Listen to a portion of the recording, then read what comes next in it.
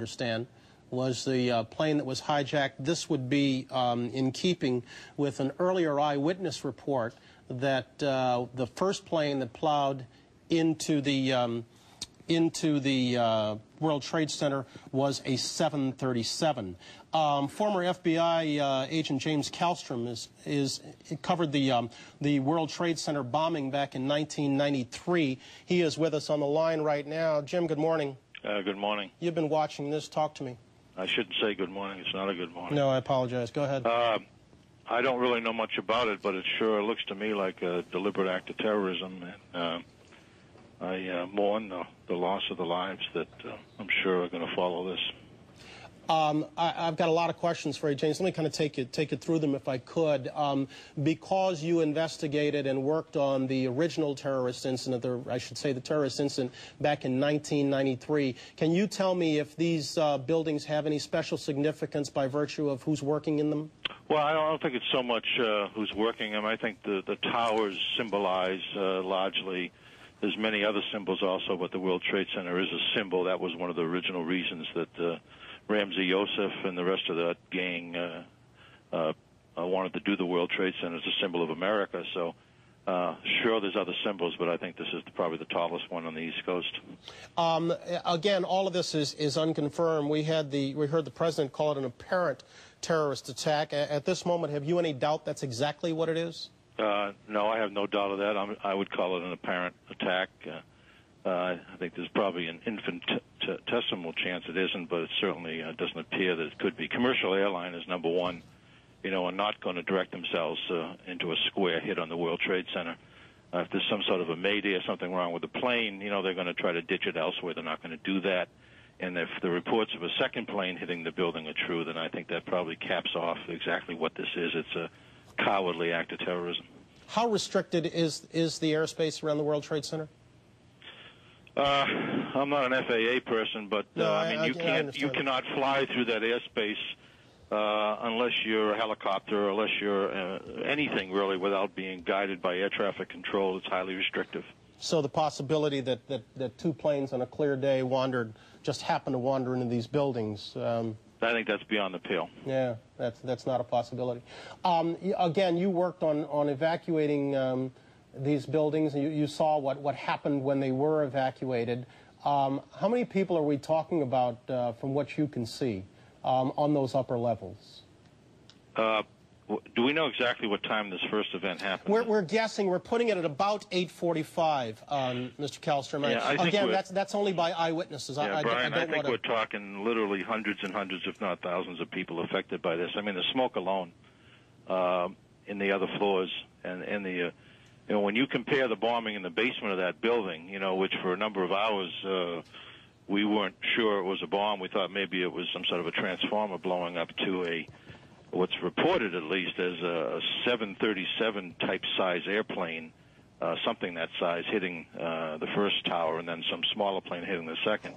I mean, this is geometrically more catastrophic.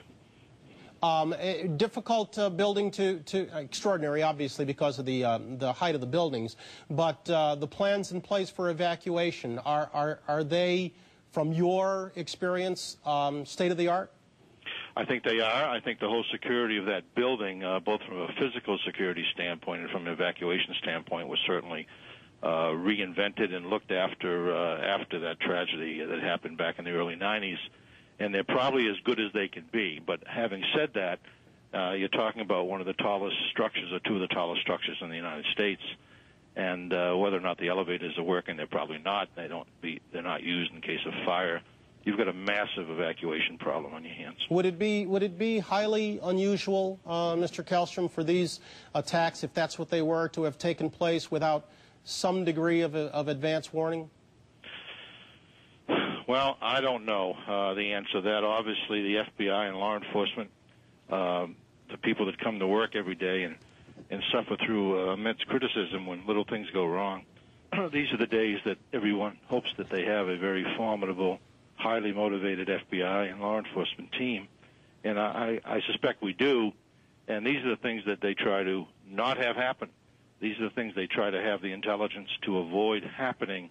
International terrorism, if that is what this is, and I don't know what it is, is very hard to penetrate because it's not very, it doesn't have a hierarchy of authority, and it's cellular, and it's a lot of different people motivated for religious type reasons, hatred reasons, and you can necessarily not know a lot about what's going on in an agency if you're in at some level because it's so segmented. Again, I'm getting a report now that it was a United Airlines plane that plowed into the building. We don't know whether that negates the American Airlines reported hijacking or whether or not that was a second plane. So at this point, we're getting different reports. Go ahead, Mr. Kelso. Yeah, I mean, you telling me that, Brian, if that is a commercial airline, a United or American or whatever it is, you know, that, I mean, my initial thought there is that this plane was somehow commandeered by somebody, hijacked, taken over, and flown into the building. I don't know that for a fact, but that's certainly what it looks like. Yeah, as I'm looking at the second tape right here, and I don't know if you're watching on the line with us, that is definitely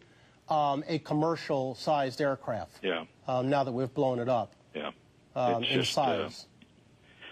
You know, it's beyond belief, but it's not beyond belief. I mean, we've seen this hatred find its way into the embassy bombings in Africa. We've seen this hatred at the USS Cole. We've seen it at the World Trade Center in '93.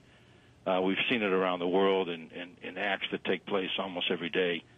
And, you know, for this to then transform itself into this size of an incredible tragedy, to me, although I certainly would never expect it, never ever want it to happen, is not that unbelievable.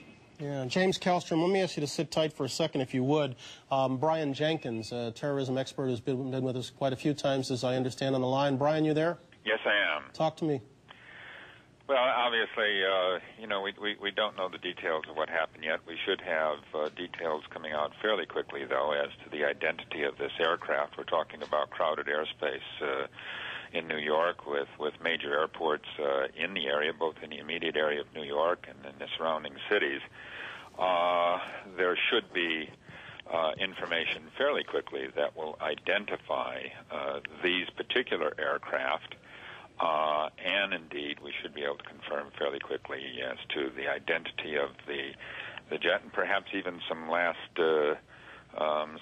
second broadcast that may indicate what happened. Mr. Jenkins, I'm going to interrupt for just one second because we're getting word that they are evacuating the White House down in Washington right now. Well, this is not surprising. I mean, first of all, an action of this magnitude is something that does suggest a great deal of planning and preparation. In some of these recent actions, we have seen multiple coordinated operations. But who's capable of this kind of planning and preparation?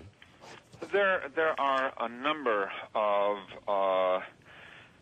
terrorist organizations around the world that would be capable of this, based primarily in the Middle East. But it's too early, really, to speculate as to the identity. Certainly, but there any doubt in your mind that what we're looking at here is the aftermath of a coordinated terrorist incident? You know, to explain. In any as happenstance. Hold it, Mr. Jenkins. We're looking. There are two jets right now approaching the World Trade Center. We're watching. Hold on. I'm sorry. No, the one aircraft is cleared. We can't tell whether it was a plane or a chopper from our vantage point. I apologize, Mr. Jenkins. No, that's okay.